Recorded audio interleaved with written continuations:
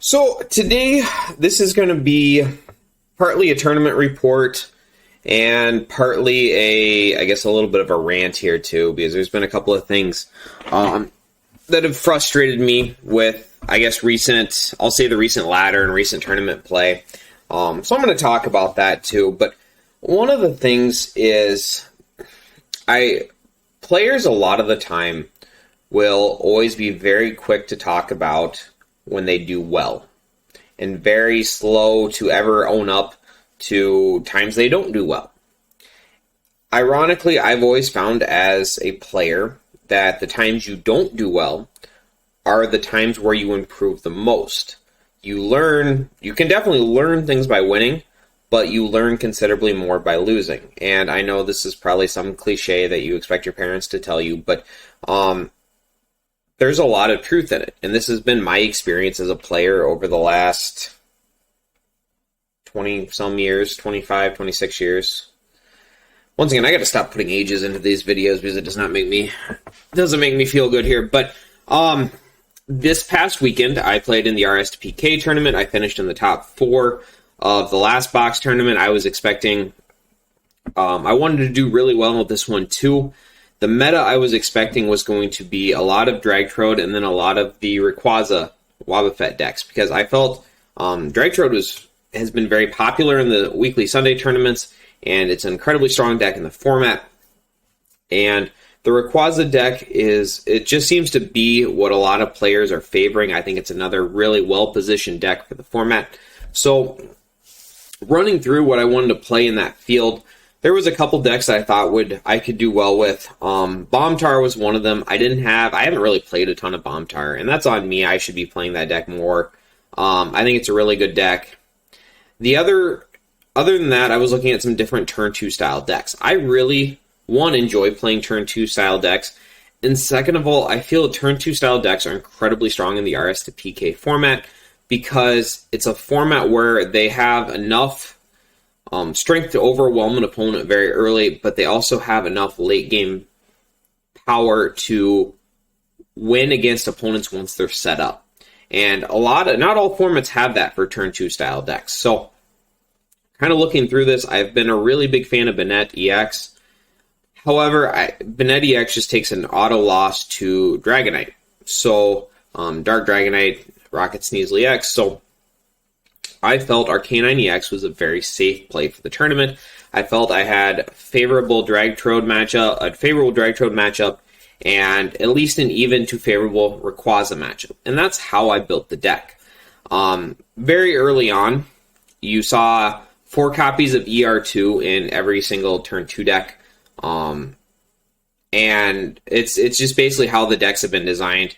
I'm not going to say I invented turn 2 style decks, but essentially, I did very well at some of the early RSTPK tournaments playing turn 2 style decks. I was the first person to win with Banette EX, first person to win with an Arcanine EX, first person to win with a Scizor EX, a turn 2 Scizor deck. However, like I said, the decks have continued to evolve, and I'll give James Arnold a lot of credit for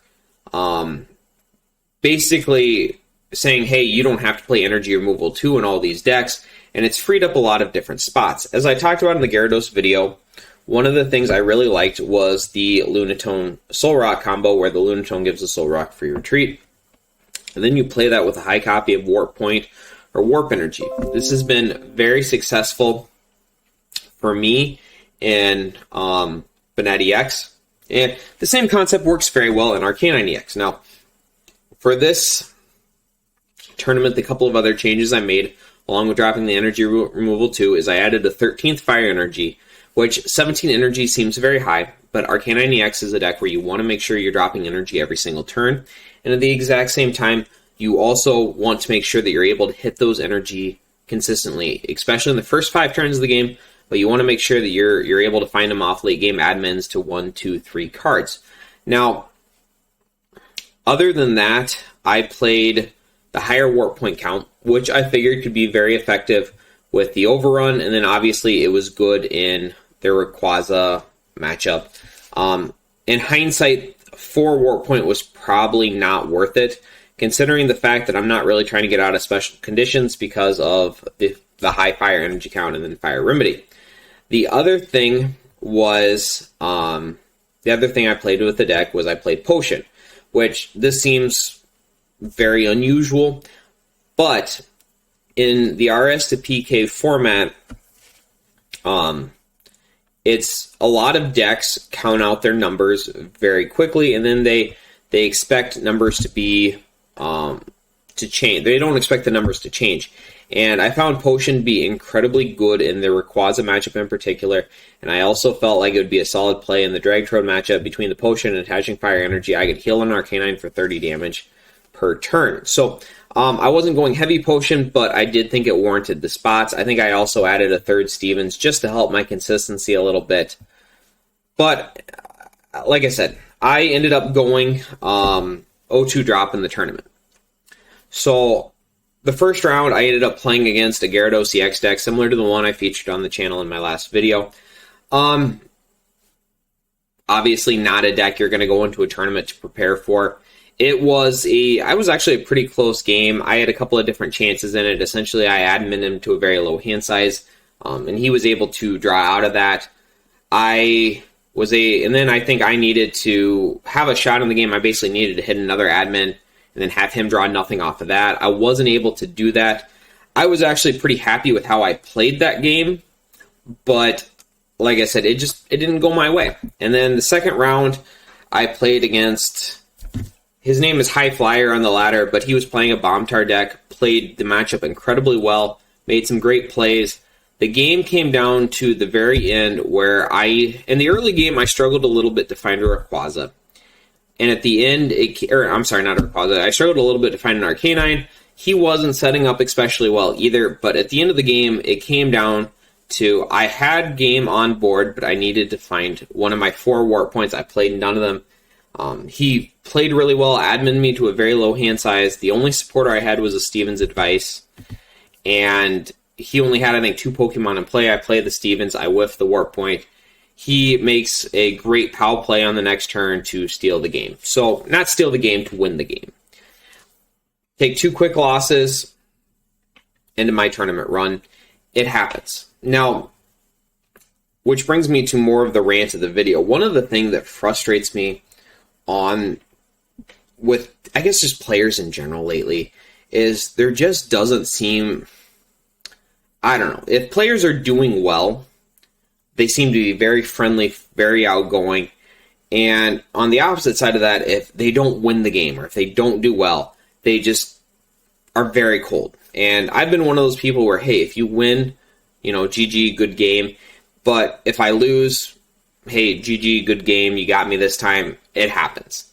But there's so many times, and I would say probably 60 to 70% of the games that I play on TCG1, where if I lose and I say GG, I would say if I lose and I say GG, I will say 90% of the time I'll get a GG back. And it's like, and I'll throw GG out if you turn to me, if we play a full game, if I get a bad hand, I'll just say GG. But if I win and I say GG, I would say at least probably 50% of the time, if not 60% of the time, people just auto close the window. They don't even want to talk to you. They won't say anything. And it's frustrating for me because I feel like, one, we're playing old formats. Like, we're supposed to be playing something for fun here. You get to know the community, and then people are just like, I don't know. Maybe I'm just old or old-fashioned here, but I think that's such a jerk thing to do, to not even acknowledge your opponent. But the thing that gets me the most is we're playing a game with an incredibly high luck component to it. And that's not to say there's not skill in this game. That's not to say there's not a ton of stuff that goes into deck building and playing and room to outplay your opponent, stuff like that, because 100% there is. But we're playing a game which involves randomness as far as the cards go, the cards you're given, the matchups you're given. And on some level, you have to acknowledge that. And it's something where, we're not playing like StarCraft 2, for example, which has a very high macro, where there's a huge skill gap in the macro, which is something 100% you can control, how quickly you can build units and, what units you use and things like that. We're not playing chess where there is no luck component to it. It is 100% game of skill. We're not doing MMA, for example. And I guess in college I did some Muay Thai, which is Thailand kickboxing. I was not an exceptionally good fighter. I enjoyed it a lot. I definitely did well at times, but I was not going to make a career out of it by any stretch of the imagination. If you put me in a ring with Conor McGregor, I'm not going to win that fight. I fight Conor McGregor 100 times, I'm going to lose that fight 100 times. There's just no way, because there's such a skill gap there. And you're talking of like astronomical, Conor comes to the ring, slips on a banana, hits his head on a fence pole or something, for me to like even have a remote chance in that fight. That's not what we're playing here. We're playing cards with like a luck component to it. So the absolute worst player in the world is statistically going to take X number of games off. We'll say Jason Klasinski, probably the best world record of all time. Absolutely the best world record of all time. And on some level, I don't even feel like when you acknowledge your opponent, you're acknowledging the opponent as a person, not necessarily that individual game. And when you come in and it's like, and I find this with the top players all the time, where even if like I play against Jason, he just gets a horrendous start and, I end up winning that game. He's still going to say GG to me because of the fact he respects me as a competitor. I respect him as a competitor. It wasn't a ideal situation for him, but I know that. Me getting, let's say, a turn to Arcanine against his Jirachi and winning the game that way doesn't reflect on him as a player. It doesn't reflect on me as a player. It's just the fact you had two players that are two good players that sit down and play against each other. And you are acknowledging your opponent as a respectable adversary, or you respect their skill level, even if that is not necessarily shown in the individual game. And it's never the players at the top that I find show a lack of respect. It's always the players at like the middle or the bottom of the skill gap or the skill tree, where it's just like they don't ever want to acknowledge their own mistakes, and they don't want to acknowledge that they played bad or they could have done anything different. And I'm not saying come in and dwell on losses, but I am saying if you just say my opponent got lucky, whatever, you don't learn anything from those situations. And to use a good example from Sunday, I took 2 quick losses and I was out of the tournament. Could I have done anything differently? I don't know, maybe I should have made a different deck choice. Should I have taken a risk and played Bennett? I would not have lost to the Gyarados deck if I had played Bennett. I feel quite confident I probably would have won that matchup. Okay. Maybe I should have played Meta, and I definitely would have won the Gyarados matchup then. Sure. Would I have won the turn, or would have I won either one of those games had I played ER2? Would that have made a difference? I'm going to say in that second game, if I would have played Crystal Beach over Curstone, I think I had a much better chance of winning that game. Is that worth it? I don't know. These are questions I need to ask myself, though, when I kind of look at that tournament and look at how I did. And I think when you go out of a game and you're just like, whatever, I got unlucky and my opponent got lucky, and you don't look for those ways to improve or ways you could have changed the outcome, then you're not really growing as a player. And like I said, just don't dwell on games, but really do think about, is there anything that I could have done differently? Even if you win a tournament, did I do everything? Is there any spots I could have played better? Was there any spots that I misplayed? Was there anything I could have done different? Don't dwell on it, but if you want to grow as a player, be conscientious of those spots. And like I said, maybe I am being too direct on things. Maybe I am saying things that shouldn't be said, but at the same time, too, I feel like if you really want to grow as a player, one, I guess, be open to those, be able to think about those, be able to truly analyze yourself. And then second of all, just show respect to your opponent as a competitor.